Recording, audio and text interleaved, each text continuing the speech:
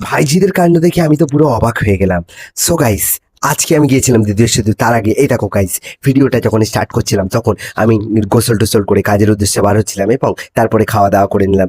আজকে খাওয়া দাওয়াতে আজকে ছিল খাবারে পরোটা এবং আলুর দম। সকালবেলা নাস্তা করে তারপরে বেরিয়ে গেলাম। বেরিয়ে যাবার সময় তোমাদের সাথে কথা বলছিলাম এবং বেরিয়ে আবার একটু আগে আমি রেডি হয়ে চলে গেলাম আমার ভাইজিদের কাছে। এই দেখো আমার দুটো ভাইজি মুন্তা এবং জুবাইদা, তারা দুজন মিলে হই হই করছিল এবং পাশে ছিল জুনাইরা, সেও একেবারে এদের সাথে সাড়া দিচ্ছিল।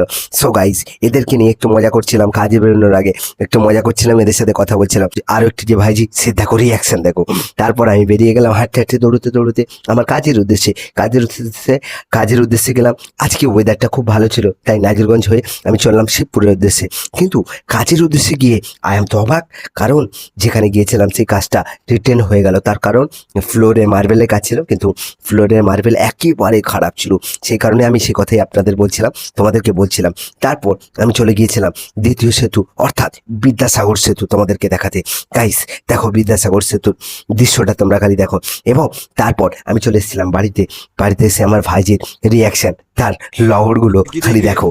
এই করতে করতে আজকের ভিডিওটা এখানে শেষ। এটা ডুবাইটা ডুবাইটা বলে হাই, বলে হাই। আমি বলে যাচ্ছি দেখো গাইস